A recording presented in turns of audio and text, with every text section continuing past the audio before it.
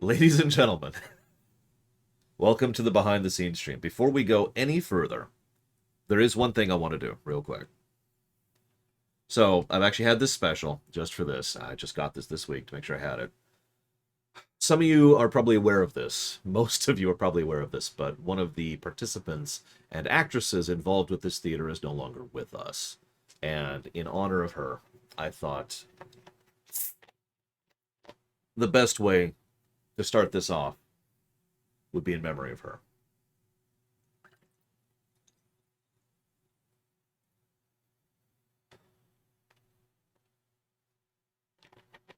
She was an awesome person, a surprisingly good voice actress. Her mic sucked, but she was legit.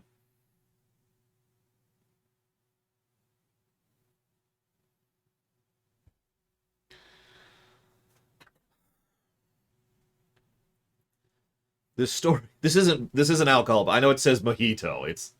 This is a gift from my sister. I don't like mojitos.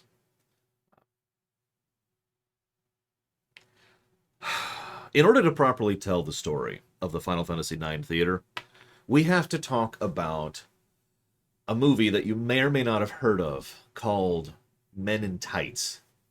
Robin Hood Men in Tights. I'm sure some of you have heard of that film. Now, I know that's a strange place to start, but bear with me. I'm going to string this one together. Back in the day, Robin Hood Men in Tights was a good movie, but what's most interesting about that movie is it's well constructed. It's a good movie to dissect, to look at and analyze, and it's also the first movie I ever did that for. The first movie I ever sat down and did a treatise on, basically. This was obviously quite a while ago. I was still in school. I don't remember the exact grade. It would have been about anywhere from 6th to 8th grade, somewhere in that range. So this is a bit ago. This is the 90s. And as I was doing so, I was impressed by how well constructed it was, especially in a specific manner, which is the variety of the acting. If you pay attention, while there are similar beats and patterns in the humor throughout the work, the style of each of the actors and how they perform it is rather distinct. Now, I don't know how on purpose that is, but given Mel Brooks, I imagine that was deliberate. So what I started doing, just for fun, now I've actually mentioned this before, but I doubt anybody remembers this. What I started doing was, in order to practice my acting, I would rewatch the film in my spare time. God, I don't remember what it was like to have spare time as a kid. You remember that? Just having hours with nothing to do. In my spare time, I would rewatch the movie and I would pick a role. And I would try my best to act that role. Now, obviously, in this case, what I was primarily doing was patterning my acting off of the actual actor or actress, but that was a way I was using in order to try and learn how to enunciate, how to do different styles of presentation, how to make a single sentence sound 5 different ways based on how you say it. All that stuff I actually learned not just from that film. Obviously, that was the first film, but I used to do this as a regular thing. This is how I learned voice acting. And it was a lot of fun. And even going as far back as my high school years, I did them terribly good, Barbara, yes. Even as far back as my high school days, I've had a fascination and interest in voice acting in particular. Probably at least partially influenced by 2 other shows, which I'm just going to name drop really quick: Batman the Animated Series and Animaniacs, which again are 2 shows that are very well constructed and have excellent voice acting and yada yada yada. So when I got into the high school range, one of the things I did, very much on purpose, I do owe at least some of this to my mother for giving me the idea, was to smash through all of the requisites, all of the required courses as quickly as possible, so that by the time I hit my junior year, I only had 2 required classes left. So my entire junior year, well, all but one of my junior year classes and all but one of my senior year classes were electives, whatever the heck I wanted to do. And so I stretched out into things like theater, did a lot of theater stuff back then, live action theater, obviously getting in front of a stage kind of theater. And a lot of television production stuff. I've mentioned that several times. That's when I got into that. And a bunch of other stuff, artwork, they invented a class for me, all that fun stuff. All that came in those years. And everyone kept telling me the same thing over and over and over. Oh, God, you're so good at voice acting. Now, I don't like being praised. I imagine most people have a similar reaction to that. No joking or mockery aside, put aside here. It's just that I feel uncomfortable when someone praises me, and I imagine a lot of you do understand what that feels like. But people kept saying it persistently, and I've always kind of wanted to stretch that sort of thing. And then I got into, you know, IT and tech and accounting and business, because that was where the career path was. And I just sort of fell out of voice acting, got really out of practice. Fast forward a few years, and I'm on the verge of death. And my sister literally, non-jokingly, non-exaggeratively saves my life. And I'm sitting there in my bedroom in her home. This would have been 2012 or 2013, I forget which exactly. And I've just had life-saving surgery on my kidneys. And I'm desperately trying to make some kind of income because nobody's hiring me. Now, you've all heard this story before. I'm not going to repeat the whole beats. The relevant part is one of the ideas that popped into my head was, well, you know, I mean, streaming, I barely started streaming, but streaming's kind of okay. And, you know, recording these YouTube videos at the time I was covering Voyager still is pretty okay. But, you know, it would be kind of cool to get back into voice acting. Like, I hear that that's a thing on YouTube, right? Maybe I could do more voice acting stuff. So I had a thought. What if I repeat that movie trick, but since I can record it in advance, I just record myself voicing all of the lines in a game? So that led us to a video game that I hope at least some of you have heard of. But for those of you who haven't, I highly recommend you play it sometime because it's an awesome game. Paper Mario 2, The Thousand Year Door. Now, for those of you who've never seen me stream it, I actually did a lore run and a review of it. It is a tremendously awesome game with a few flaws, but an excellent, excellent game. And it uniquely was suited towards the idea of this kind of a thing. It was well matched for this theater concept. I did think that out in advance. I picked it very specifically for this because it's very chapter segmented. And while there are several major characters, most major characters are within their chapter. They're isolated, right? And then there's the final chapter, which has everyone. And that's pretty much the format. So, like, if I was to right now cast the last 5 people who chatted are all people who are actually in that. Kitsune Baba, you weren't in it. So if I was to cast Kitsune Baba into Paper Mario 2, you would probably have a bunch of lines in your chapter and then a few lines in Chapter 8. And that's pretty easy to do from a construction perspective, right? From actually tangibly accomplishing that, that's not out of bounds. You with me? So I was like, cool. The thing is, of course, I was doing that myself. The first 3, the intention was to just voice everything myself. Then a few things happened, had to move again, yada, yada, yada. RL stuff. And the theater was effectively put down either during or after Chapter 3. I forget exactly when. But then immediately after that, I got back into it and was like, okay, you know what? I wonder if other people would want to be involved in this. I don't remember where the idea came from, if I'm being completely honest. I don't know if I came up with it. I don't know if someone suggested it. But the idea was posited, what if other people start doing these voices instead of just me voicing everything, right? I liked that idea a lot. So I was like, well, does anybody want to be involved? And Bragwin, I'm pretty sure, was the first. In fact, she voices, I think, the 4th most characters. It helps because she's female, and I am not. And I know that sounds like a duh thing, but I can't do a female voice. I do not have the ability to make it sound convincing, so all I can do is act and sound like a guy. As anybody who's seen the Paper Mario Theater can attest to. But several people got involved, and we put it all together, and it was awesome. It was a great learning experience, and everybody had a sufficient amount of fun with it that it was the kind of thing we wanted to do more of. By the time we were wrapping up Chapter 8, plenty of people had given the same general feedback to me. We want to do more of this. This is fun. This is interesting. Can we do a second theater? And I was like, well, yeah. I mean, I admittedly hadn't thought of it at the time, but the idea of turning it into a regular feature, you know, along the likes of most of the other features I run, was totally interesting to me. And I learned a lot doing the Paper Mario 2 theater. And I follow that method of, I don't know what to call that, progression? Pretty much throughout the course of my life. What I mean by that is I don't learn very well in school. I never have, ever since I was a kid. I learned by doing, right? I'm sure several people out there, not everyone learns different ways, but I'm sure several of you understand what it means to learn by doing, right? And so what I tend to do is I deliberately make something that is, lower tier and lower severity and just trying to make it work and learn from that. And I don't do the real thing. Like, to explain what I mean by this, let's say I want to make a theater. I would not start with FF6 because that's going to be the magnum opus. I would say, I want to do FF6 theater, and then I'd push it back and I'd do other theaters to build up to that. You could just call this the Suikoden method of development if you want, because that's exactly what they did with Suikoden. But you get the idea. So Paper Mario 2 was the tutorial. It's like, okay, well now I'm ready to do something bigger, and I had a bunch of ideas for a bunch of games that would work. But I was running into a problem.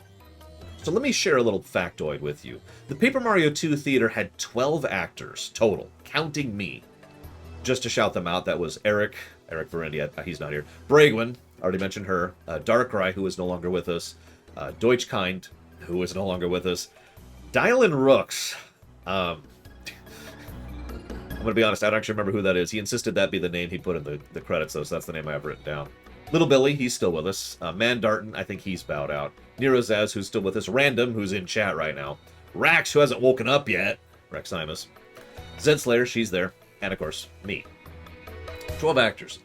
Now, let me share another factoid, because I'm building up to a point here. Eric voiced 1 character. Bragwin voiced 7. Darkrai voiced 1. Deutsch voiced 2. That's very true, Blair. Dylan voiced 10. Little Billy voiced 1. Mandart voiced 3. Nerozaz voiced 2. Rax voiced 4. Zedslayer voiced 2. Random voiced 12. 12 characters. And I voiced so many that I didn't keep track of it. It's 30 plus. Now, if you're looking at that, you're seeing the problem automatically. It was really, really hard, and it was like pulling teeth. It was really frustrating, to be completely honest, to get people involved in the Paper Mario 2 theater. Even though a lot of people expressed interest, I kept getting the same feedback. Well, I would, but it's Mario. Now, I don't mean to cast shade about that. I get it. You want to voice something you're interested in. Duh, right? But that was the feedback I kept getting over and over and over. And so I'm like, okay. That's why there are only 12 actors and actresses within the Paper Mario 2 theater. So for the next pick, we had to pick something that was really popular. We had to pick something that a lot of people were interested in. Now, this is relevant. This is important. Because this is why we picked FF9 for our second project.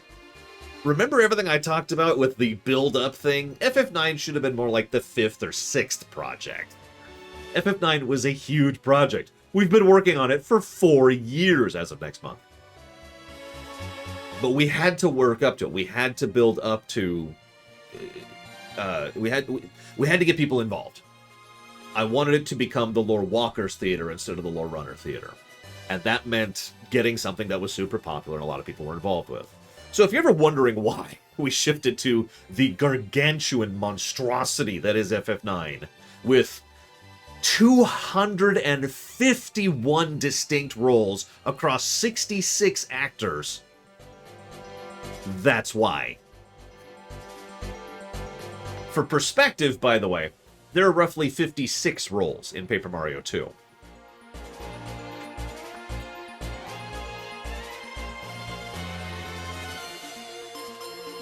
Yeah.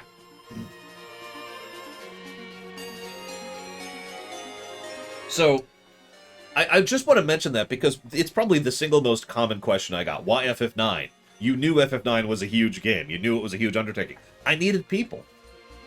But the mere fact that I've gotten 66 people involved, including me, so 65 people involved, proves my point. We managed to get a large group of people involved in this project because it's FF9.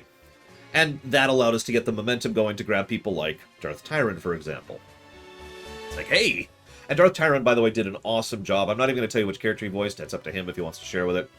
But he did an awesome, awesome job. He doesn't show up until Chapter 3, unfortunately. So you won't hear him today.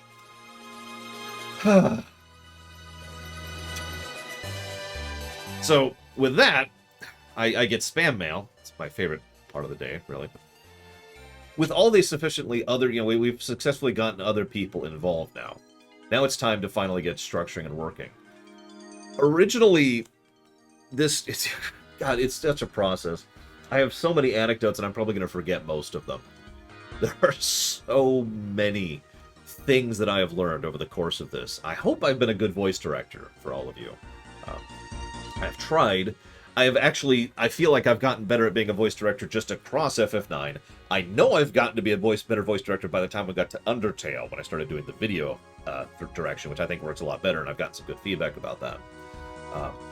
And editing, I've learned a lot of tricks with editing. In fact, one of the reasons polishing the theater took so long was I went all the way back to Chapter 1, and the method which I use to edit things now is more precise and more polished than the method I used back then. So I kind of had to redo chapters 1 through 5. Like, completely. I did it, but that was the overwhelming bulk of the work over the last few weeks as we've been working on the theater, was just getting those initial chapters up to snuff, up to modern quality. Yeah. It has been an ordeal, and I've learned a lot of stuff, too. There's some fascinating little tidbits about this game. And also, its dialogue is surprisingly well-written at times, and incredibly terribly written at times. I actually talked about this during the review of FF9. When you go through a game frame by frame, you start to notice things. But I thought I'd talk about, just as in a broad sense, the overall process of how these things work. So the first thing I do is I sit down and I get the game up there. Yeah, kidding, Dakota. I actually wish I could have edited the dialogue, because there's several times where I would just do a polishing pass of the dialogue to make it better. My favorite game is not FF13, but I just explained why I'm doing a theater on FF9, Elizar, so no worries on that one. Hi, Leonard. First thing I do is I sit down and I think it out. I do just a mental map of what am I going to need, where am I going to need it, how am I going to need it, and I try to identify problem points, because there's going to be problem points. And I knew there were going to be several with this, and the biggest one by far, and I knew this before I even started recording, the biggest problem point with FF9 is Zidane. Now, you might be thinking, what's the problem with Zidane? Well, there's three. The first problem with Zidane is that his character, the dialogue, the literal written word, just the text on the screen, doesn't infer the character it needs to for 11 chapters. Zidane's character shows up, his character arc is in chapter 12. Now that's by design. If you sit back and analyze, you'll notice that almost every chapter has one character that it's devoted to. Basically every chapter except for 1 and 13, which is the final one, has one character that gets the main stage, as far as characterization, development, etc. His is 12. His is the last. So, sure. Ironically, he shares chapter 12 with Kuja, which is appropriate. Now, it is pronounced Zidane. I suppose we should mention that getting pronunciation straight was something I gave up on after a while. It's okay. No, it is legitimately okay. If someone did something completely wrong with pronunciation, I would correct them. And there was a pronunciation guide, but there are a lot of times you'll notice people will pronounce something slightly differently, and I decided to allow that because dialects. That actually makes a degree of sense to me. For example, Rai Okami, who I think is not here, but she's awesome. She voices Freya. Usually voices Brane. And cool, that's just a dialect thing, so we're done. But yes, it is Zidane. We know this because of the Dissidias, where they actually say the character's name out loud. Yeah, the Aoife tree, that's another fun one. And then there's Medain Suri. Several people had problems with Condapete. Condapete. God, I'm screwing it up myself right now. Condapete is the correct pronunciation. There's also Oive, or Orver, or there's 4 other ways to pronounce it, all of which are actually accurate. We have 3 pronunciations for that place. Anyways, yeah, for example, Lunairith, she would do Zidane, emphasize the Zidane, and that worked. That actually worked. It helped to emphasize the distinction for Quina, and I'm totally with that. But let me move forward a little bit, because I'm getting stuck in pronunciations. So I sit down and I identify problems. So Zidane is problem 1 because whoever voices Zidane is going to have a harder job than most of the characters, because I'm going to be pretty strict. I'm going to be like, listen, I need you to put characterization into the dialogue that isn't there. I'm going to be directing you to try and add characterization so you don't come off as a piece of cardboard for 11 chapters, right? That's problem number one. Problem number two with Zidane is that he is in basically every chapter. He is, in fact, in every chapter except for 5. And he's just yeah, exactly, Dakota. And that may not sound like a problem, but I want you to imagine voicing a character who is in everything except for 1 chapter. Which leads me to the third problem, which was related to the second. Zidane has more dialogue than anyone else by a huge margin. FF9 has a decent cast, but it is Zidane's story. He has the ridiculous majority of dialogue in this game. So whoever voiced that character was going to have to do an absolutely ludicrous amount of voice acting. So as usual, my backup plan was that I would voice Zidane. Not that I wanted to be clear. Now, Rax stepped up to the plate on that one. And I am rather pleased with his take on Zidane. But, in fact, I'm pleased with basically everyone's take on everything.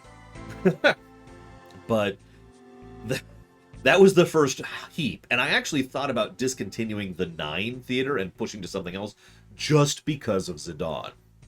And it was talking with several people, including Rax, who convinced me it's okay, we can make this happen, we can do this. And again, worst case scenario, you voice Zidane, which again I didn't want to do, but whatever. So, okay, fine. First hurdle accomplished. So we figure out there were other hurdles. I'm not going to bore you with all of them. But that's the first thing. Mentally mapping it out, mentally blocking out what you're going to need and how you're going to need it. Cool. Second step is figuring out the recording process, because you need it to be extremely high quality. Because if you do any kind of... I suddenly can't think of the word. It's going to artifact, and it's going to look weird and low quality and blah, blah, blah. So I needed to figure out a way to record FF9 and make it actually look good, visually look good. So I had to play the PC version, pretty much mandatory. And I had to kind of set it up in a certain way, and I came up with a trick back in Paper Mario 2 to make it look better. Encoding, thank you, Tyron. Because for those of you not aware, FF9 and many games are in 4:3 format. And I didn't want to record in 4:3 format. I wanted to record in 16:9 for many reasons. So the solution I came up with, and anybody who's seen the Paper Mario 2 has seen this, is I put just this looping starry night background on either... It's actually behind the whole theater, but you only see it on the 2 sides like this. And it worked surprisingly well to fill out the negative space. And because it's moving, it isn't distracting. You know, it's just kind of this slow, distant back... Like, it's actually, in fact, it is literally this video. I just realized. It's this exact one. Because if you pay attention, these stars are flickering in and out bit by bit here. So that's settled. Okay, we figured out how to record it. Now we have to actually record it. This is usually the most intensive period. Paper Mario 2 was uniquely beautiful for this kind of thing because Paper Mario 2 had a lot of zone transitions. Like, everything is cell-based, like a Zelda game. And Paper Mario 2 was literally chapters. So I could just record a chapter, and if I screw up a specific thing, I could just reload a save and go back a previous thing and blah, blah, blah. And I had access to save states when it came to Paper Mario 2, so I was able to make safety saves as I went. I didn't have any of those safety nets when it came to Final Fantasy IX. If I made a screw-up, I had to go back to the beginning of when I recorded that day. I'm going to go and tell you, I made several screw-ups throughout the course of this and had to just lose an entire chunk of recording. And to be perfectly blunt, there are still several sections which I'm not happy with from the recording perspective that I basically can't do anything about. So that's just whatever. Yeah, see, even just saving was something that is a problem with regards to recording. So if you ever notice, and I probably shouldn't even call attention to this, but if you ever notice the music just kind of skips forward a little bit, that's a transition that I chopped out. Oh, which brings me to the other option here. I'm not going to talk about the Undertale theater. That was much more stressful when it came to recording. Because Undertale remembers your previous save and changes its content based on it. So I had to do all of Undertale in one take, which I did. Very proud of that one. I'm much better at recording on that one. But I learned a lot of lessons from FF9. You know, building up, right? So we get the recording in. We get the raw footage. Now it's time to edit it down into something a little bit more manageable. I chop out almost every trash encounter because they're basically just padding for something like this. But the decisions I have to make creative decisions constantly. What do I want to show on camera? Do I want to show this particular battle? Do I want this person to go trance here? Do I want this person to get this killing blow on this enemy because it's significant for them to do so, etc., right? So there's creative decisions constantly as I'm going through the editing process and deciding who does what from the recording process. Oh, that reminds me. There's also one other thing I had to do with the recording process. Let's get a donation from Loner. If I hadn't gotten that donation from Loner, the recording process would have just fallen apart immediately. So thank you, Loner, very, very much for ensuring that I could record the FF9 theater. I do appreciate it very, very much. I hope other people appreciate it too when we get there.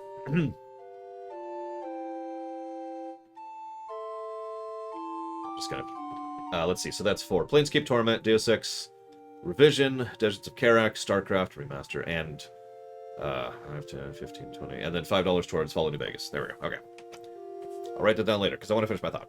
I don't want to lose my thought. I've got a lot of thoughts. The hardest part is I have to do all of that, all of the creative thinking, all of the mapping out, all of the not screwing up on camera, all of the trying to do it in essentially one take. And the whole time, I'm voicing everything out loud. So I just mute my mic, because I'm recording this just in OBS. I mute the mic, and I said, okay. And I voice out roughly how I want every line to be voiced in the entire game. Every single line was voiced by me, because that's for timing, right? In the actual game, the dialogue goes away when you hit the A button. So I needed to figure out when I hit the A button in order to make sure that the actor or actress involved has the sufficient time to actually voice the line. Now, I got some feedback from the Paper Mario 2 theater. Several people said I didn't have enough timing in there, not enough space for them to say the line. So I started saying it a little bit more slowly, and I would add another second on top of it mentally. But yes, Takoida points out something else, which is another niggle in this. In several cases, you don't have the choice to hit A. The dialogue just goes by. So I'm going to spoil something for y'all, because this is a direct consequence of that exact choice. You know how at the beginning of FF9, they go and they perform a play? That's not in Chapter 1. Because the dialogue, of which there is a fairly large amount, for that play, zips by so quickly that it just wasn't happening. Like, the actors and actresses were literally... it was sounding edited because it was. I was getting to the point where everyone was sounding like the Micro Machines guy, because I had to shove every space. Like, imagine the line. Imagine this is the audio file. And every single breath, every pause in dialogue, I had to shove in order to make it fit. And it sounded awful. It sounded terrible. And I struggled with it for literally months. I actually spent months just trying to get that theater until finally. And yeah, I was going to say Maverick and several other people can attest. They actually did record lines for that section, including me. And it was awful. And finally, I was like, I'm sorry, I have to chop this. I have to. Because there's no fixing this. Or at least that's how I thought at the time. To be completely honest, with all that I've learned this year with regards to editing, especially in Premiere specifically, I could probably actually brute force it to work nowadays. But at the time, I didn't know any of that, and by the time I learned all that, it was a little bit too late to go back and say, hey, can everyone do the Chapter 1 play lines again? So we just left it out. It's just gone. So, yeah. Maybe Lunae Ruth? I don't know. I mean, obviously it wasn't intended for voice acting. We know this. But it could also have been intended for Japanese text, primarily. Like, maybe they timed it out when they were saying this is how many frames that this stays up for Japanese text, which, for those of you not aware, is basically a lot shorter than English text. You could say this instead of saying this, and you say the same amount of stuff. Yes, let's do it. In the last few minutes here, we got this. It says... Yeah, no, we've got another hour, Mr. Red. We've got another hour. For those of you wondering, the theater will go live in about 67 minutes from now, give or take. Just give a thing there. Could I stretch the... So the answer is yes, Netzerius. But yeah, like I said, this is the kind of thing that I have learned how to do. It would still be a huge amount of work. It still might not work.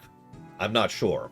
It's just something that is at least possible now, whereas it absolutely wasn't possible when I was actually putting this together. Because I didn't have the experience, I didn't have the tech, I didn't have the skill. So, I had to go through and voice all the dialogue out loud, because it's different when you say it out loud than you say it in your head. That's extremely important. That's my little tip for anybody out there who's trying to figure out timing for voice acting. Speak it out loud, because it will sound different, the timing will be different. There's a cadence to verbal discussion which takes into account breathing. And most people have probably never noticed this. In fact, most people will probably never notice this. But if you have a bit of dialogue, like in an audio file or whatever, and you chop out the breaths, it sounds weird because we automatically think of dialogue as a vocal language as something that has pauses in the middle of it. You know, so, because of people breathing or pausing or for emphasis or whatever, right? So you got to do all that stuff while you're recording it. So that's getting the timing video out. Then we edit it down. Then we get a sub from Daniel Dort. Then we force Trathan to audition, which is very important. Legend of Legaia. Thank you, Daniel Dort, very much, as always. Now we've got the most boring part of the theater, the part I've always dreaded. The part I have dreaded 3 times, because I've done it 3 times now for 3 different theaters. We have, yeah, that's a good comparison, Linnea. We see you around, Cord. A good one, dude. The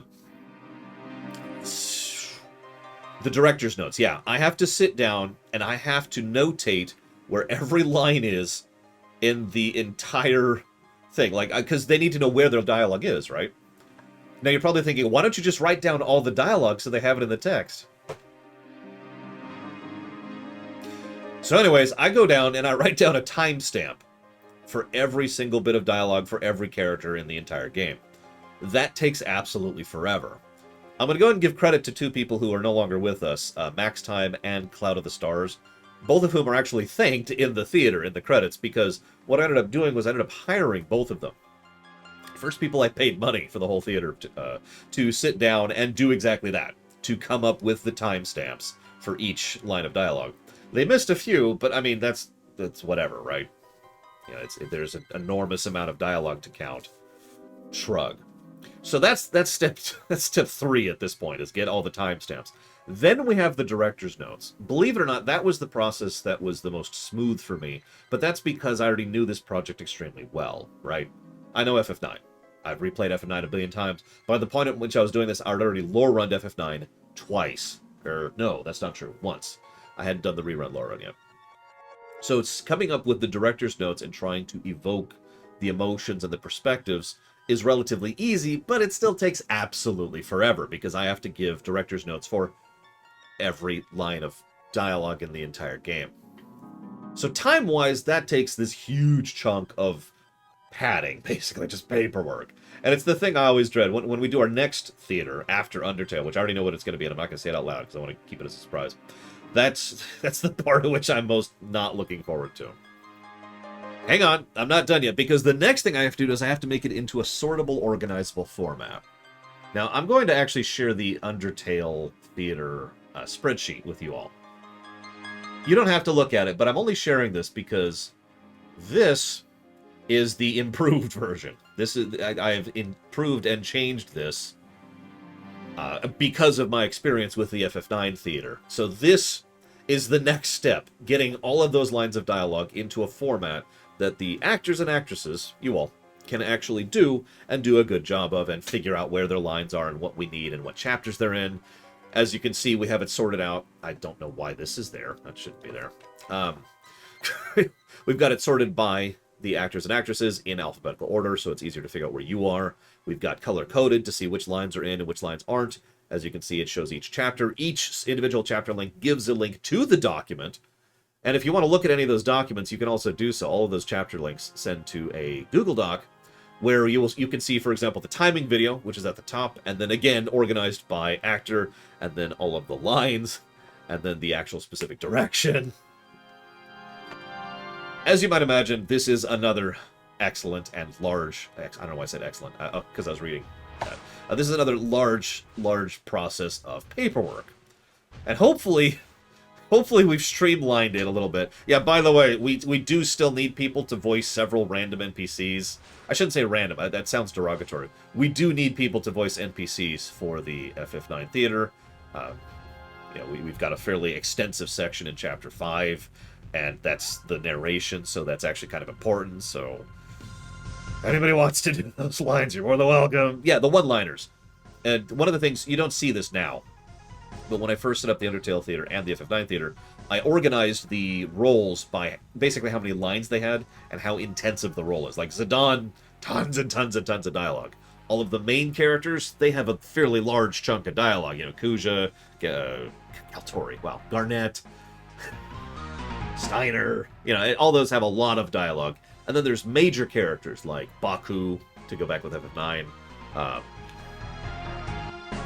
That's a good point. I didn't even think about that, Dakota, because, yeah, you had that hardware issue, and I haven't heard anything from you since then. Fingers crossed, I guess. Anyways, but, you know, sort it out. Lots and lots of lines, some lines, a few lines, and then one-offs.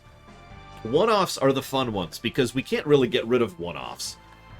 And one-offs is literally exactly what it sounds like, when you have one line of dialogue and that's it. And, of course, Undertale has a ton of one-offs, which I didn't anticipate when I was first setting up for it, so that sucks. I'd love for you to, Dakota. You're more than welcome to, of course. It is up to you. I'm not going to pressure you.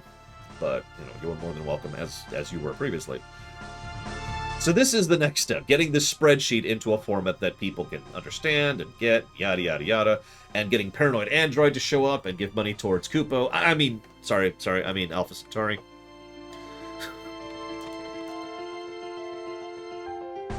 Giving that down. Thank you, Paranoid Android, as always. No, the two offs are different.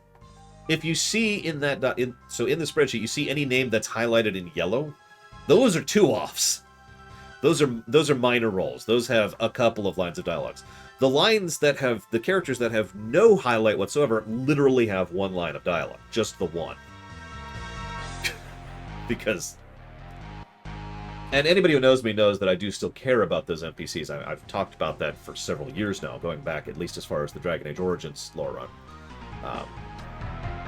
And as a further aside, part of the reason, and this is getting a little bit into the psychology of it, I've noticed some people don't have time or are nervous, Brigwin, or don't really, you know, aren't sure if they want to participate because there's so many different lines and there's the pressure. So one of the reasons I tend to plug the one-offs and specifically highlight them like that, or rather not highlight them, is so that anybody who wants to be involved but doesn't want anything high pressure can be involved, right? You can still be part of the process. You can still be part of the community. You can still be part of the acting. You just, here, pick a one-off role. There you go. Boop. And we have plenty of those for FF9. Hell, we had a few of those for Paper Mario 2. So that's the next step. So we've got the recorded footage. We've got it edited down. We've got all the lines. We've got all the direction. We've got it in the spreadsheet format. What happens next is the thing that almost made me quit. And I don't want to sound in any way derogatory towards anyone about this, because I get it, and that's the thing, right? It's so understandable. But it is immeasurably stressful to have done basically everything you can and just be waiting on someone else. I would love it if you do, Blue Wolf Alex. Absolutely. You're more than welcome. The Count, who voiced Marcus, by the way, you'll be hearing him in about an hour. But again, I get it. You're nervous, or you're not sure, or you don't have time because this is just something you're doing for fun on the side. I absolutely get it. But the thing that almost made me quit the theater, almost made me put down Final Fantasy IX, is waiting for lines. Because once I get all that stuff down, I'm just waiting for people to submit their lines. Now, again, I'm not going to hammer this point in. I have decided to continue the theater. Undertale Theater has been proceeding apace. We have finished the FF9 theater. I'm thinking about the next game. It's going to be a little lower intensity, kind of bring it back a little bit, a little less stressful. One thing I want to do someday, I've said this to many of my actors and actresses, and I want to say this out loud in an open fashion too. Thank you, Oculus, very much. I want to say something else too, but I still wanted to say that. Thank you, Oculus. If you know where you want that to go, please let me know. Or else. Hey, Dream Whisper, you'll be hearing Dream Whisper in Chapter 1 as well. He voices Blink. So, Diablo 3, you got it. Done. What I would like to do someday, and we'll probably never get to do if we're just being honest, but the dream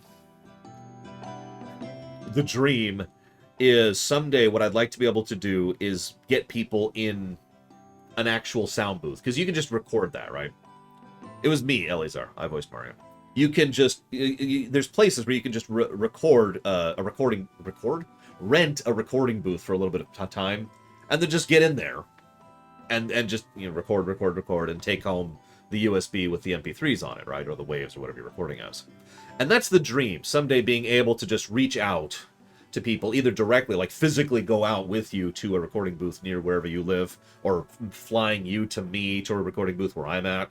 And obviously, this would take a lot of money and a lot of trust, but that's kind of the dream, is being able to do that and actually be able to reach out to people and be like, hey, I know Luneruth and I have actually talked about this specifically because she had several issues with some of her lines. She did a really good job with Quina, by the way. I want to give some special praise to her, because Quina is a joke character, but she managed to add actual nuance to it and actual characterization to it, so tons of praise to her on that. But one of the things she said to me specifically was, this would have gone so quickly if I had physically been there and just been like, here, can you do this way? No, do this way. No, do this way. And we probably would have gotten all of Queena's lines done in a day, maybe 2, right? Maybe 3 on the outside, because it doesn't actually take that long to get the raw recording in, right?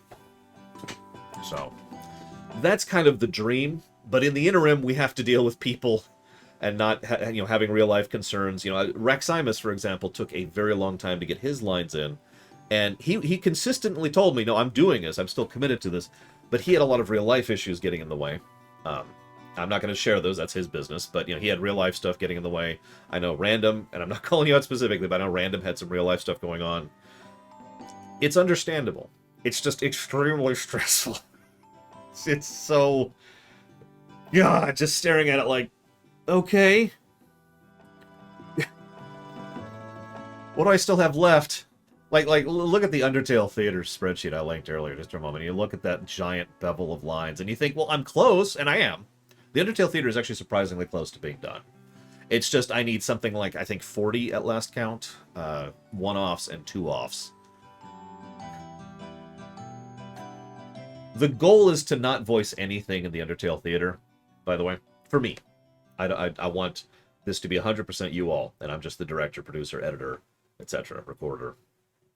But yeah, we'll see. Worst case scenario, I'll just voice everything. I know how to vary my voice. I know how to voice 1-offs. I've done. How many characters do you think I voice in FF9? Oh yeah, I'm going to be doing Grilby. That's the one. It's the one character I've set aside for myself, because that's the joke, is that Grilby doesn't talk, right? It's a lot. It's a lot. It's not half of them. I don't voice 125 roles. But it is a large number of roles. I'm trying to think where I wrote that down. I wrote that down somewhere. Where the heck is it? Here we go. Oh, I didn't write it down here. Oh, whatever, it doesn't matter. Point being, huge number of roles. Oh, here we go. I have it written down here. It's, if you want to do more 1-offs, you're more than welcome to, Linnea Ruth. But for example, me, Maverick, who is in chat, and Platy, basically were in a battle for how many NPCs we could voice throughout the course of the thing. I did win, unfortunately. I voiced 1 more character than Maverick does, and Maverick voices, I think, like 3 more characters than Platy does. I don't know. I don't have the numbers in front of me. It's a lot.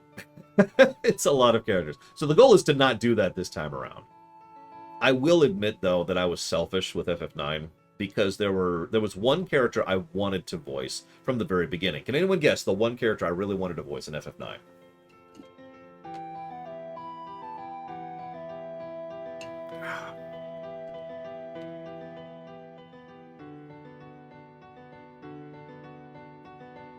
Partially because I feel like I've taken too much of the spotlight, Savacom, is the simplest and most honest way I could put that. Voicing so many lines, it feels weird to put my name in the credits and say, hey, I voiced this character, and this character, and this character, and this, and this, and this, and this, and this, and this, and this.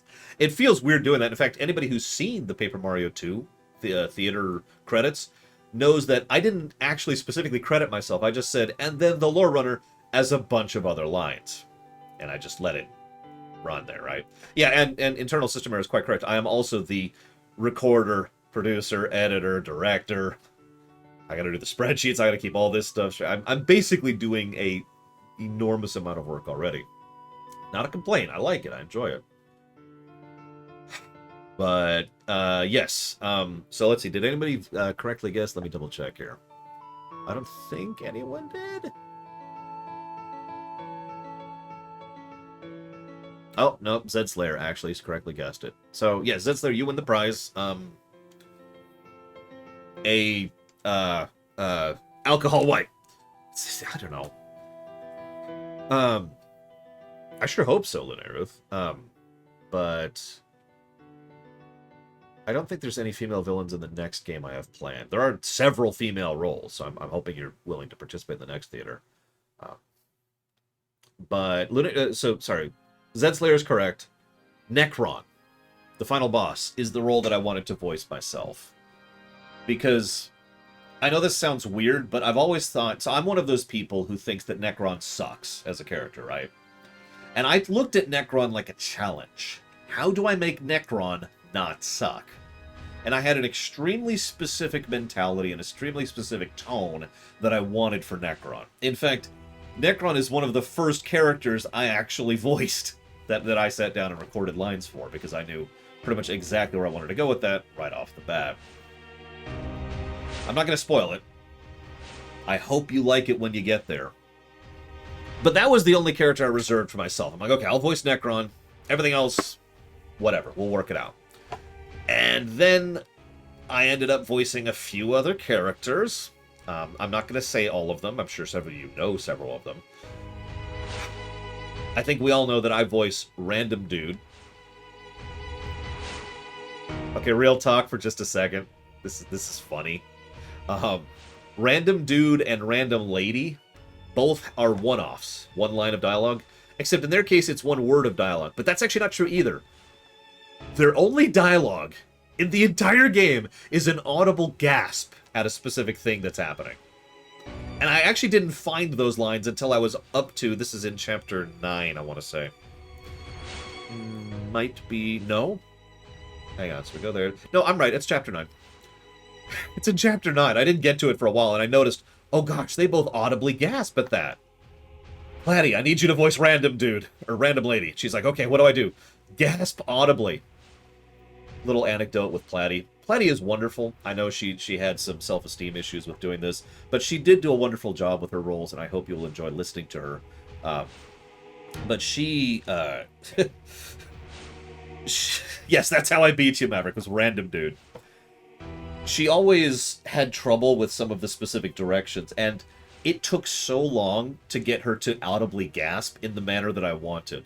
And so what I ended up doing, and I started doing this during FF9, this is why I switched to just video and audio directing for the Undertale, is I would record sound files and be like, here, and I would just speak it out. This is kind of how I want you to do this. I want you to picture this situation and you're walking down the street and you're doing the thing. And I remember the direction I gave her, because I said, I want you to imagine you're walking down the street and you look over to the side and there's just a T-Rex standing there. And this is the direction I gave her. This is the kind of voice director I am, for whatever that means. Imagine there's a T-Rex there and just... And there's just this immediate instinctual, it's a combination of shock, but also, like, fear, but it's so confused that you're not sure how to react to it. So it's just, what? And so she did it. She did a good job of it. She managed it. But that's the kind of voice direction I have to think about in this freaking game. Anyways, so real quick, I got a couple questions in the middle of that speech there. So the Count says... Remember, the Count voices... I think you voice someone else, don't you, the Count? Hang on, I got the list here. Yeah, exactly, Dakota. Just... where is the Count? Where are you? Where are you? Where are you on this list? Do you voice anybody else? You do! You voice Burmesian Soldier in Chapter 4.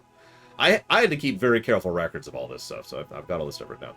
The Count asks, do I have a cast of people with voices I have in mind for roles? Kind of, yeah. Now that I've gotten a feel for people's voices and the kind of roles that they can do, I sort of have more of a thing. Like, for FF9, I just said audition for whatever you want to. And, by the way, fun little anecdote. Can anybody guess the role the most people auditioned for FF9?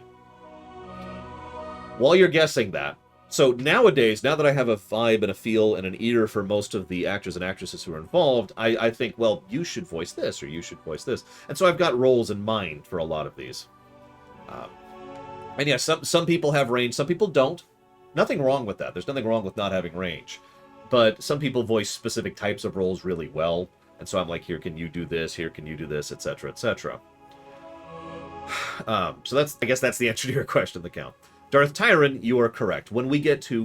Listen to me. So ambitious. When we get to the Final Fantasy VI Theater, I would very much like to voice Kafka.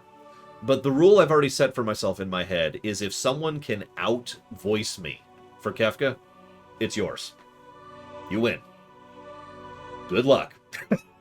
Because I'm going to throw myself into that. And I already threw myself into the 9 Theater. Like, I hate to brag. I hate to praise myself, but I threw myself into my roles for the FF9.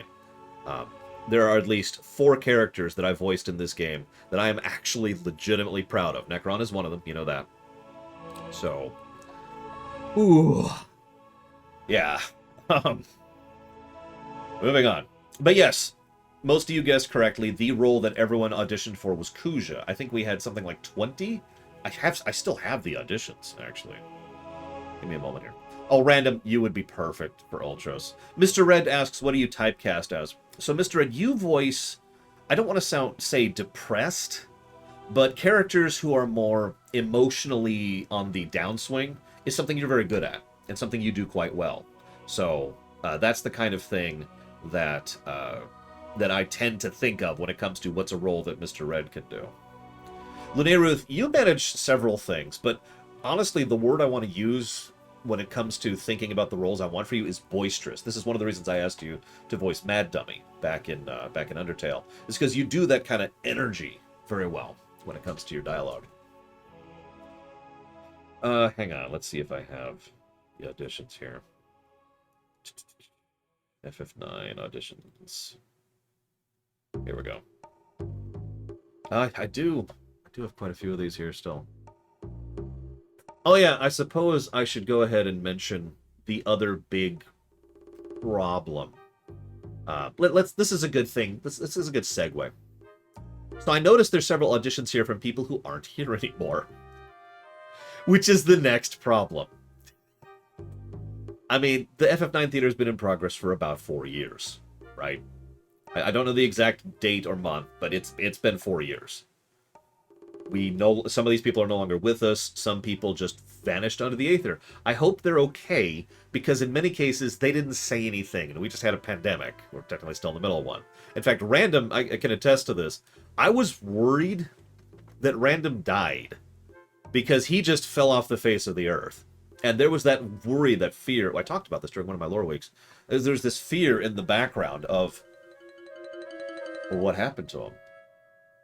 I mean, it's probably nothing. It's probably just real life, or it's probably issues, or just, you know, maybe they have stuff going on. But there's always that fear in the back of my mind. And, I mean, it's not exactly an unfounded fear. Yeah, and then Bragwin just stumbled onto him live streaming. That's, I mean, the first emotion there was just, oh, thank God. Okay. I'm going to go ahead and be honest, Random. The second emotion was, wait a second. But the first emotion was relief. The first emotion was, oh, thank God he's okay. It's okay. Oh. Oh, Jesus. But yeah, I mean, in all honesty, anybody who's grown up in the internet age knows this fear. Because this is just kind of a fear that's always existed. It's just a little bit more right now, you know. It's the percentage chance has risen a little bit. And yeah, as Blue Wolf Alex points out, Platy did die. We lost someone. Actually lost someone, and that's horrible and awful and terrible. Anyways, fresh reminder. Fresh reminder. Yeah, it's a pen pal that never writes back. It's the same concept. So there are several people who voiced for this, who I haven't seen hide nor hair of for years. I'm not going to call it out any names. I hope they're okay. That's really the thought process. I hope they're doing all right. I should also mention, I looped. What's the word I'm thinking of? Hooped? Hooked? Dragged? What's the word I'm thinking of? Whatever. I dragged several friends and family into the theater as well, especially with FF9. My mother voices a line. Hooked. There we go. I hooked several people in this. My own mother, Lore Mum, voices a character in the FF9 theater. She's in Chapter 6. That's the only hint I'm giving. Roped. That's actually the word I was going for. Roped is the specific word. My sister voices a character, only one character. She's in several chapters. In fact, I actually have her up here. She's in Chapter 6, 7, 8, and 9. Third, who's my friend, who's awesome, Guido, of the amazing beard veneration. Both of them are in this. There's a few people. So someone earlier, sorry, I didn't respond at the time, but I registered. Someone was like, if you don't mind someone with an accent in Australia, I believe it was, voicing us, you're more than welcome to. So I think about a third of my voice actors and actresses do not live in the United States, is the way I want to phrase that. And I'm totally cool with that. As long as you can speak English in a way that's understandable, I hate to say it that way, we're good, right? I have several British actors and actresses. I've got Lunaruth. Actually, I shouldn't call anyone out because I don't want to dox anyone. But I have several people who live in other countries. It's up to them if they want to share that. But and they all do an excellent job of it, and I think it's awesome, especially for something like FF9, which is as cosmopolitan as it is, with lots and lots of different people from lots and lots of different species. So I think it worked really well there too. I think it works well for Undertale as well while I'm on the subject. So in short, you are more than welcome. It is the summary there. You're more than welcome. And we do have a lot of one-offs in Undertale if you want to participate. I suppose I should talk about mic quality just while we're at it, since I'm trying to recruit people. One of the other one of the other concerns I get is, well, I don't know if my mic's good enough. So I've done a lot of audio editing in my life, and a ridiculous amount of audio editing in the last 4 months. And I've learned a lot about audio and how to work with it. One of the biggest things I've noted is that volume isn't that important. Like, if your mic is really quiet, it doesn't matter as long as two other factors matter. There's really only two factors that matter for mic quality. One is the amount of echo, the environment. And there's nothing you can really do about this, to be completely honest. There is the blanket method. The blanket method is very good, and I do recommend it. I myself used the blanket method for my own recordings. If you don't know what the blanket method is, it doesn't matter right now, but that is the patch fix for recording. Yes, a Blue Yeti is perfectly good. I use a Blue Yeti. And the other thing is how much pop it has. And that's easy to fix as well, because all you need is a pop filter of some kind. I have one actress for the Undertale Theater who voices Muffet, the spider lady. And she literally voices it on her phone. And the problem with that was, of course, so for those of you who don't know what a pop filter is, that kind of sound, or what it's doing is the air that you're expelling for those specific consonants, it catches the air and it disrupts the mic, basically. There's nothing I can do with a pop. A pop is a pop, the end. But it's really, really easy to fix a pop. And I'm going to give you the big, super amazing secret method to fix a pop. It's super easy. Pretend this is your mic, right? Done. Just put a sock over it or a little hand cloth or something. Make sure it doesn't move, because it'll get the scraping. And now, there you go. Done. That's your handmade pop filter. Incredibly easy to fix the pops. Those are the biggest things. As long as you don't have pops or other, peaks is the other thing, and as long as, the area is fine, I can fiddle with most of the rest. I can get rid of most of the white noise.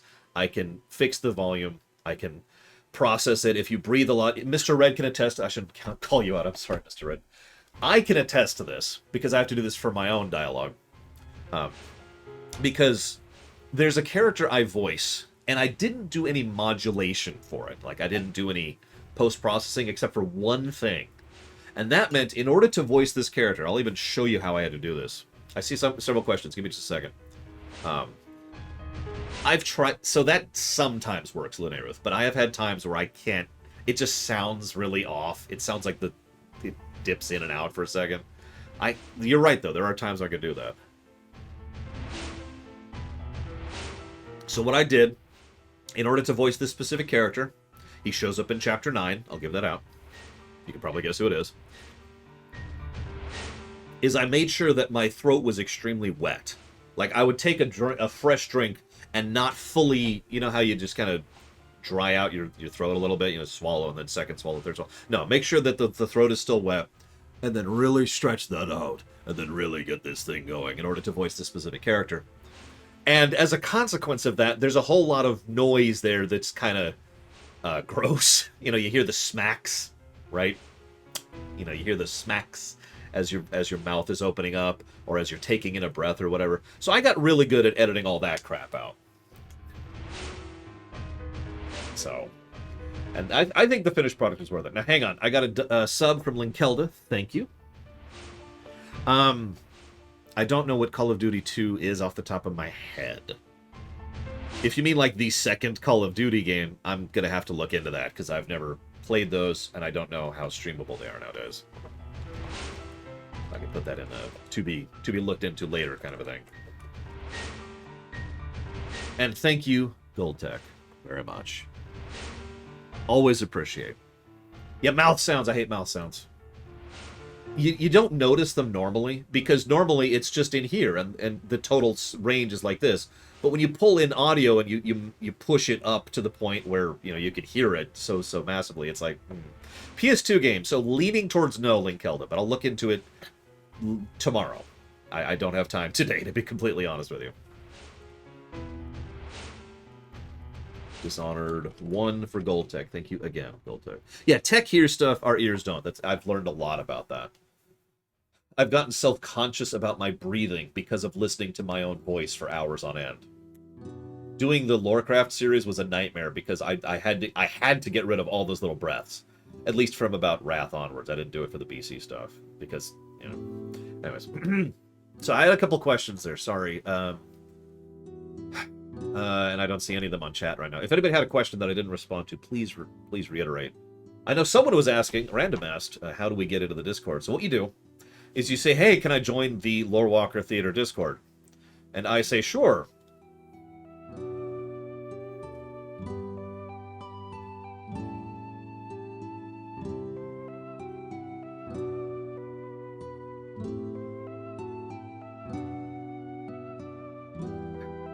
No, there will not be a post stream. Sorry, I have to go to a birthday party involving my niece. Right after this, like pretty much right as soon as the theater ends. I'll be a little bit late, actually, but that's okay. I want to be here for the whole theater thing, and she knows. You know, I told them. My parents and my family is well aware of my theater work and how much of a big thing it is. Hang on a sec, Samurai Jack. Give me a second.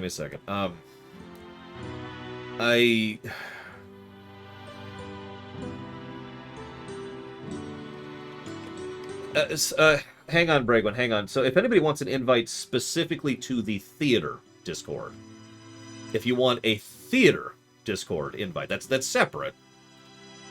I'm just gonna put a link in chat. You're more than welcome. I can always kick you if you're a problem. Boom, there you go. That'll be good for the day, because those are 24 hours. But that's the theater Discord. If you want the Lorewalkers Discord, Bragwin's got your back on that one. She's the one who could do that one. So get a hold of Bragwin. She's cool. I'm sorry, the reason I just stalled there is I just got word. So Sildir is not here right now. He voices Steiner. He does an awesome job of Steiner. And he's in the hospital right now. He is currently amongst the living. He underwent a surgery. That surgery did not go well. They're going to do a second operation soon. His brother just got a hold of me because Sildir and I knew about this. I've known about this for a while. He and I have been in contact, and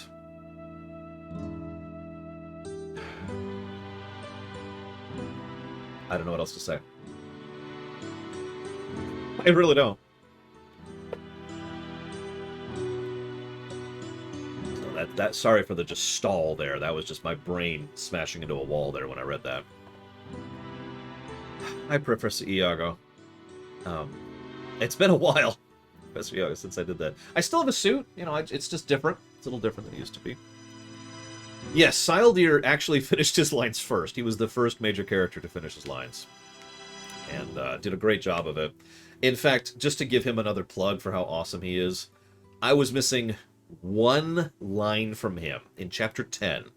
Anybody who's been paying attention to, you know, I've been giving progress updates in Discord about what chapters are mastered and polished. You may notice that I went from 1 to 2 to 3 to 4 to 6 to 9 to 11 to 12 to 13, and 10 was actually the very last chapter I worked on. And that's because I was missing this line from him. Despite the fact that he was about to go in for surgery, he actually still recorded that line. I do hope he's going to be okay. I really do. He's technically slotted for a character in Undertale because he wanted to be involved with that, but... anyways. That sucks. Scrolling up here. Did I'm sorry. I missed questions there. Yes, you're the weird person considered about... I mean, you have a good voice. You do it well. There's some good acting there. It's one of the reasons why I was like, hey, can you voice a character I'm not going to mention in Undertale? And you were my go-to person for replacing the other person. Right, I was talking about that. This is a good time to bring that up. So this is the big problem. Now, I don't want to call anyone out, but the previous person who voiced Kuina had already done all of Kuina's lines for the first 5 chapters, I want to say.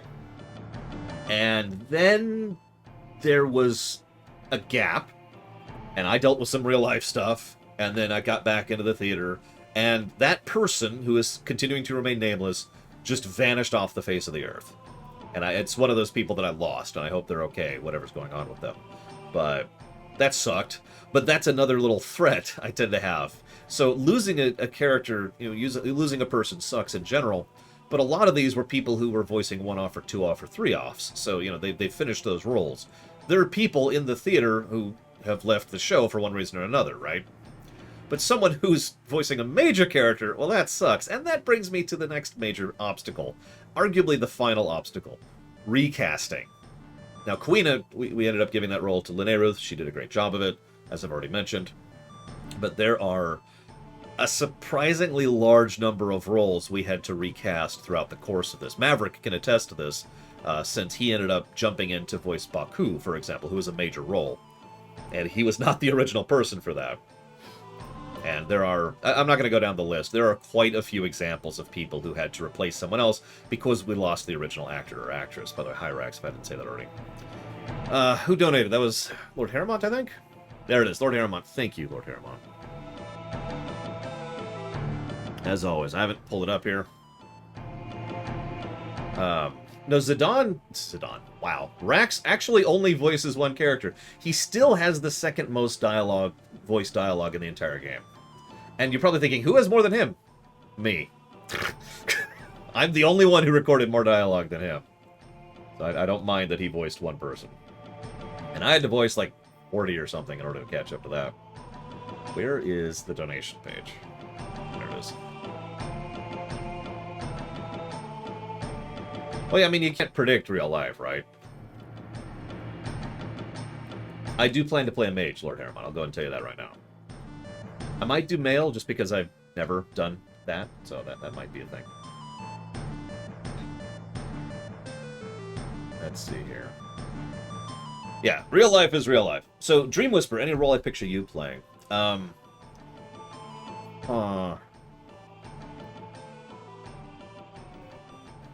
trying to think of upcoming roles that would work for that. Thank you, Ciela, very much. As always, appreciate it. If I only did more recorded dialogue than Rax because of... then that's hysterical, is all I'm going to say about that. Ciela is going towards Bard's Tale.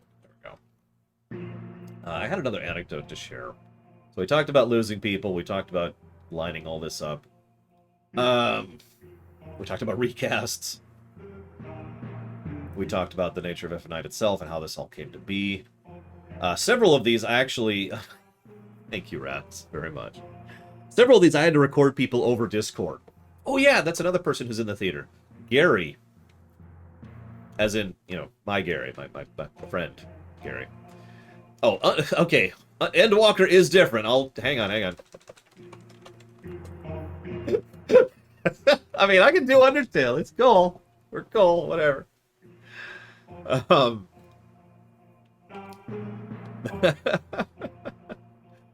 But yeah, the Dream. What would I picture you?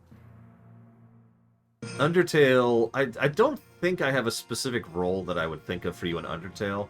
The next game after that, which I'm still staying quiet about, I'm not sure if there's any role in that I would specifically think of you for. Actually, I take that wrong. I can think of one character that I would probably be like, can you voice this?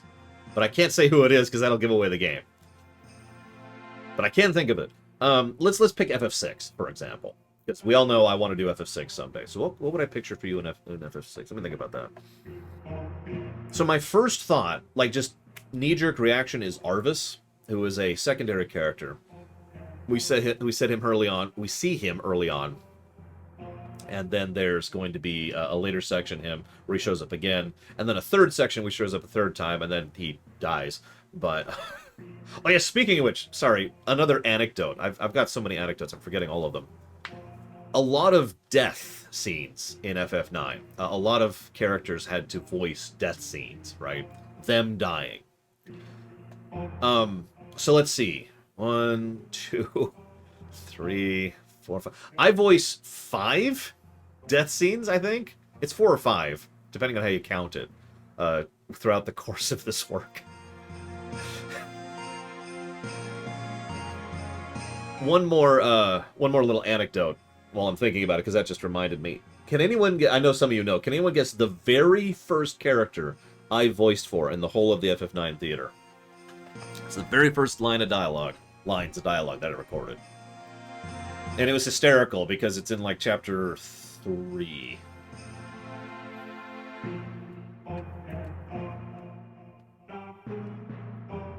Of course, Mr. Red knows the answer, so he just says it.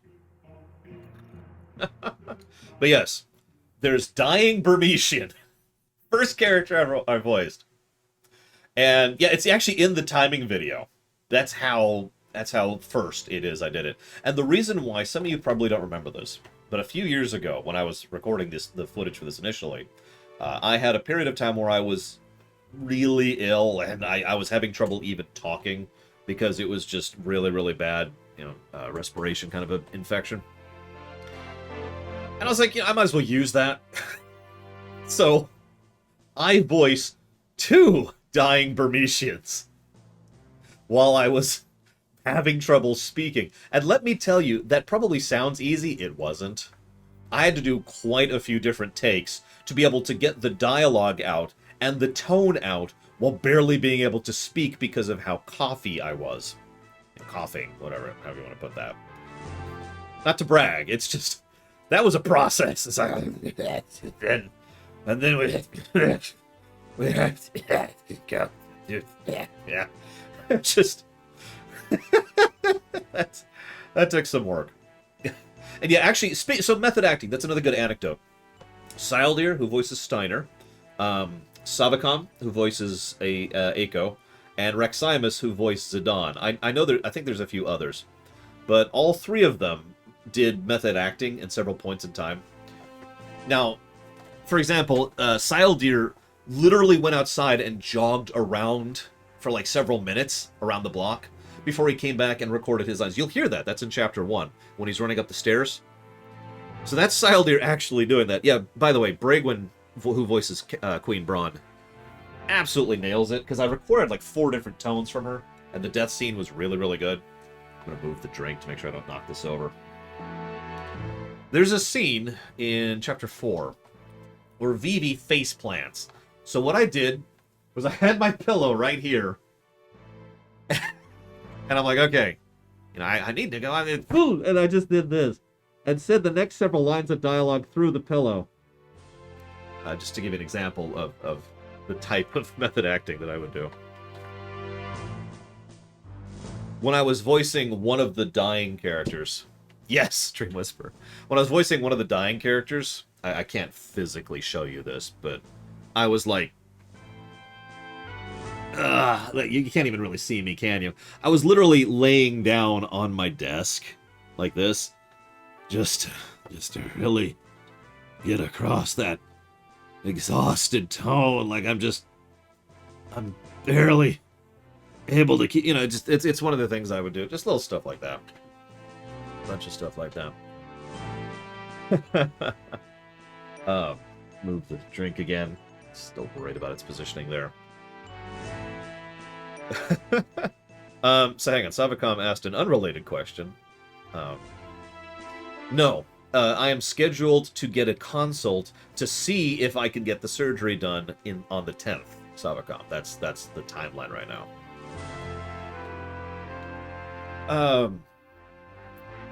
I suppose I should start prefacing a few things because we're getting down to the point where the theater's going to go live in 19 minutes now. I am going to go ahead and admit that Chapter 1 is a little rough, and there's no real fixing that.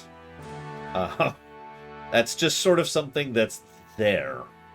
Because we had just started, and we were just figuring out... Yes, Rack. Sorry, I had a whole speech about it earlier. We just started. We were just figuring out things. Most of the people who voiced lines for Chapter 1 voiced them in a place that they didn't voice their lines for Chapter 2 in, to give you an idea. So obviously the audio quality is different. What do you mean, Lunarith? I'm sorry. Oh, yeah, no, I ran out of time. It goes live today, Lunarith. So I just chopped the scene out. Sorry. So one of the specific examples, there's a bit where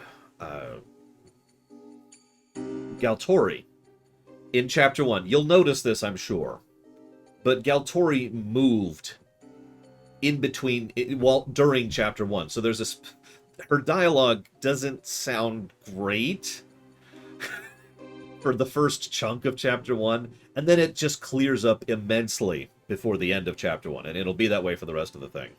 But yeah, no, it's fine, Linear. It was easy to chop out. I doubt you'll even notice it when we get there. But yeah, there's going to be some issues like that. I also have to admit, if you remember, my mindset when I went into FF9 was, oh god, oh god, oh god, I need every actor and actress I can get, right? Because I had such an issue getting people involved in Paper Mario 2. So I took a lot of people that I probably wouldn't now. Not because they were bad actors or actresses, but because their mics were terrible. So, most of that is in Chapter 1. There's a little bit of it throughout the game. But most of the mic quality is going to be right at the beginning in Chapter 1. And I just kind of want to preface that, and I'm actually... One of my biggest worry, admittedly... This is going to sound so stupid. One of my biggest worries is that people are going to be like, oh, this sucks, and not watch the rest of it, because Chapter 1 is the roughest chapter, right? And they're just going to skip over it and say, screw it. This also means we're going to have that old PC game problem, where we're going to have different qualities of microphones talking to each other. Which, there's nothing really I can do about that, you know? There's only so much I can do about that. But if I can explain a little bit here. If I can explain a little bit. The highest priority for this isn't actually the quality of the acting or the quality of the mic or whatever. The highest priority has always been getting people involved. That's my perspective. You know, getting as many people as interested and as involved and as having fun with it as possible. That's priority 1. So getting people involved, we absolutely accomplished that. Priority 2 was the quality. But yeah, the highest priority was fun. Bingo. This is a community project first and foremost. If I wanted to do a professional project, well, then I would need a lot more money. That's all there is to that. Now, he's joking, Savicom. He's making a joke. Now, I had a question there in the middle of that. Surgery, Renee Rose talked about. Evo asks, what other games am I doing for the theater? So, obviously, we already did Paper Mario 2. We have completed FF9. It's done. It's hands off at this point. And, oh, that's, damn it. So put a sock on your brother. And the next one, this was technically supposed to be a spoiler, but whatever. You'll even see, if you pay attention, there's a little Easter egg during the credits that's like, hey, Undertale's next. Undertale is the next one we're doing. I'm staying quiet about the one after that because I kind of want to finish Undertale first. But I have another game in mind after that. There are many games I would like to do for the theater. Just to list a few things that occur to me that I would love to do for theater. Ace Attorney. You know, the original 3 Ace Attorney games. Chrono Trigger is something that's occurred to me many times. Earthbound is something that's occurred to me many times. Final Fantasy VI, obviously, that's intended to be the final one. We've also debated Final Fantasy IV and Final Fantasy V. All of those are things that are kind of on the board, so to speak. I'm trying to think. I feel like there was one other one I was going to share. Yes, 2 Lord Harrimont. And they're already voiced, believe it or not. No, Valerian! No! God, no. I think that's actually it. Those are the games that I feel comfortable directing. Those are the ones that I feel comfortable actually... Is it 3? Because they're both in the mirror. Kitsune Baba voices Chara, by the way. Just go ahead and give that away. And I thought there were 2, and I thought there was 1 in Chapter 1 and 1 in Chapter 5. I guess I can check. I have the spreadsheet right here. I'm all organized about this. Might as well use it. Chara.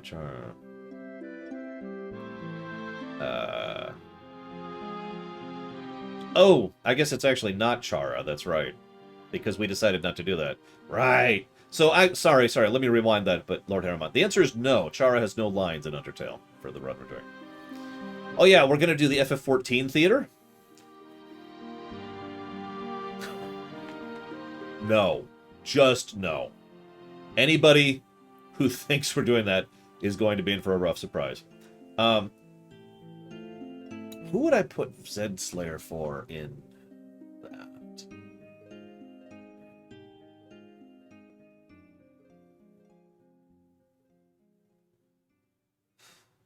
I mean, obviously one of the murderers. That's just a duh, right? I would rather do Dragon Quest VIII than FF14. FF14 is not happening. I've actually done feasibility tests on World of Warcraft for doing that, and FF14 is actually worse than that in every way because it has so much more dialogue. No. Just absolutely not. See you around, Elizar. Who would I put Zedslayer for in... Hang on, let me pull up a list of the murderers in Ace Attorney. Let's see here. Because obviously Zedslayer would voice a murderer. I mean, that's just obvious, right? No, those are like the lawyers. Why did that pull up a bunch of pictures of the lawyers?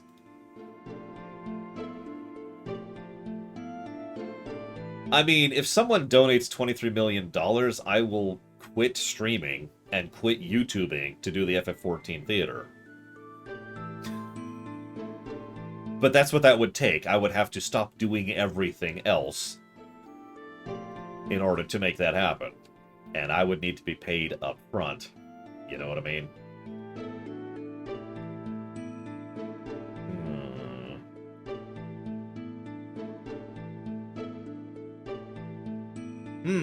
What's that guy's name? Who, Chris, I don't know any of these characters' names off the top of my head. I would miss it too, but, you know, don't ask me. I'm not the one who wanted to do FF14 theater. They voted for it. Don't look at me. It's the case where the stuff happens. Give me a second. It's the sleazeball guy who's in, I want to say, the second game.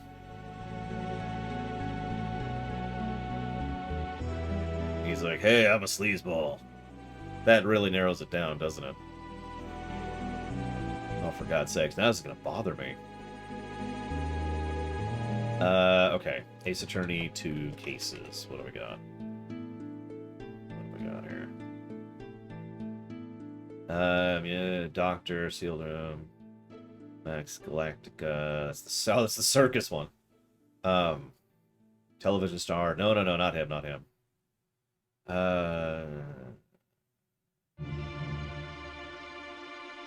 That was the police officer. Okay, so it's not in 2. Hang on.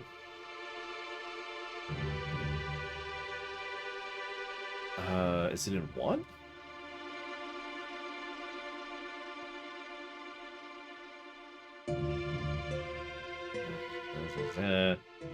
BL6. No. Is it in 3? Yeah, 10 minutes to go, by the way. That's good. Pharmacy student. Boss, stolen, master's thief. Is this it? This might be it. No.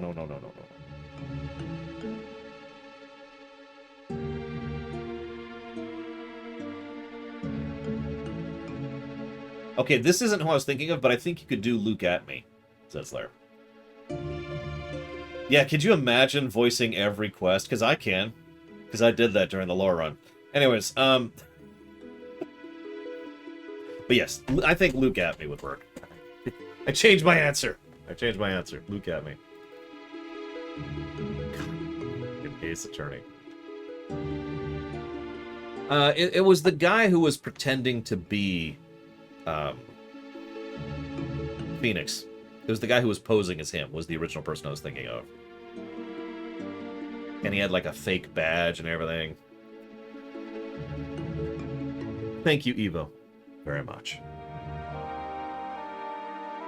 You didn't put what you want to put that towards. So if there's a game you're interested in, or you want to put that towards a specific run, please let me know. 11 billion. Okay, so yeah, I did have one final speech prepared as we kind of get to the point where we're, about to go live here. I'm scared. I've been pouring my heart and soul into this, and it's not... I could nitpick it to death. I could absolutely shred it. And I'm absolutely terrified. You know what that feels like. I'm sure most creative types know what it feels like when you pour your heart and soul into something, and now you have to present it to people, and you're worried that the reaction's either going to be, oh, this is crap, or worse, total disinterest, right? Oh, you're right. I didn't even see that one, Evo. See, that's why I say to make sure I say something verbally, because otherwise I don't actually get it, right? So I will put both of those. Thank you for pointing that out towards Hades. Thank you again, Evo, for the other sub. Or the donation, rather. Not the sub. It's a donation. Much appreciated. Thank you. But yeah, I'm terrified. But remember me talking just last lore week, I think. Oh, no, it was 2 lore weeks ago. I was talking about how you need to know when to release. Right?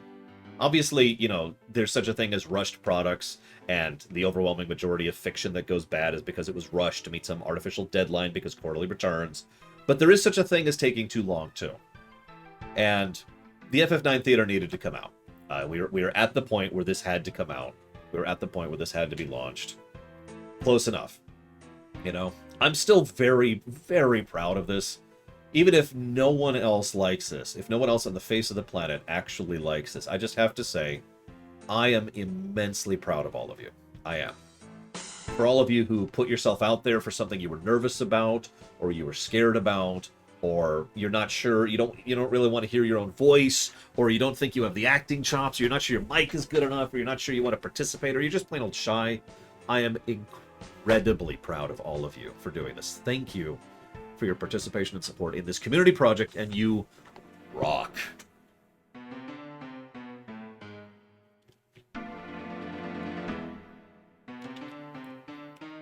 Haters gonna hate. And we did it! If I died right now, if I grabbed a knife and shoved it... Okay, that's really dark. If a meteor hit me right now, this is done. It's happening. It's already scheduled. It's going to go live. Period.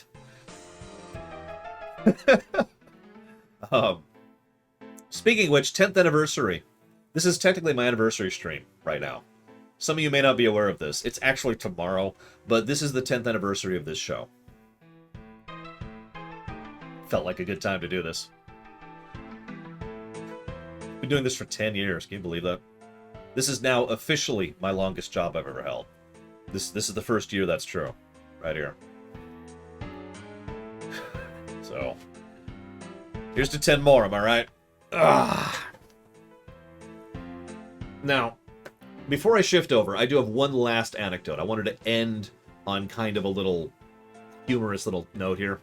And then I'm going to go ahead and chop off the stream. I will be in chat as the premiere is going live for anybody who's going to be there. I have the chat up right now. I see Mr. Red Bragwin and Yura Sensei are all there right now. Last little anecdote. So last night was when I got and people can attest this. I was in FF14. I was in a dungeon. I forget which. The I think. And I'm like, hang on, stop. Because I was freaking out for a second. Yeah, sure. That's a good idea. Here's a link to the video, which is going to be going live in just a minute here. But I was freaking out because my phone, which I usually keep right here on my desk, just started blowing up. And I got like 20 some odd emails in a row about the theater videos. Now, anybody who knows me or knows my history with YouTube or knows YouTube knows that's a bad sign. So I'm freaking out. Like, oh, God. You know, this is Friday. This is the day before these go live. What went wrong? So I'm like, hang on. I need to check this. And so I pull up the phone and I start going through them. And it was copyright related. But not the way you'd expect. I didn't even know this was a thing. But it was actually a large amount of emails informing me that my videos had other videos that totally stole my video, and I should totally go flag them for copyright. It was like a reverse copyright notification. Like, again, like it was actually like 25 of them.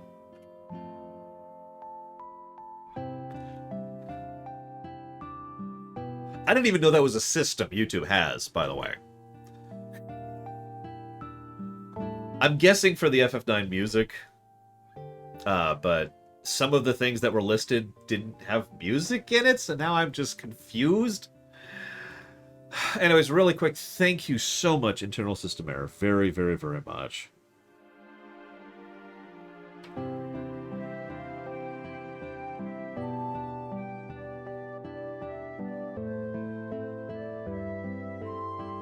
Always appreciate. Thank you. If you know what you want to put that towards, please let me know. Happy anniversary. I didn't even get to tell you, Lore Reloaded is part of this. Some of you may watch his Star Trek stuff. He shows up in Chapter 3. Mike from Resident Arc is in this. He shows up in Chapter 6. I'll be sending out periodic Talos Principle. Isn't that already funded? You know, little tweets and whatnot when other people are involved to kind of plug. Lunarith just asks what happens with the other chapters. They'll be going live every Saturday from henceforth until November 11th, I want to say, is the last episode. Well, I'll put a Talos Principle, and if it's not, then I'll put Runner's Choice. I'll just put a little note here. Because I got to cut off, because it's going to get started soon. Ladies and gentlemen, I do hope you've enjoyed this little stream. Again, I will not be streaming for the rest of the day, because I have to go deal with stuff. But no, we will not be doing a behind the scenes every Saturday. I probably could, but I do need to get back to regular game streaming.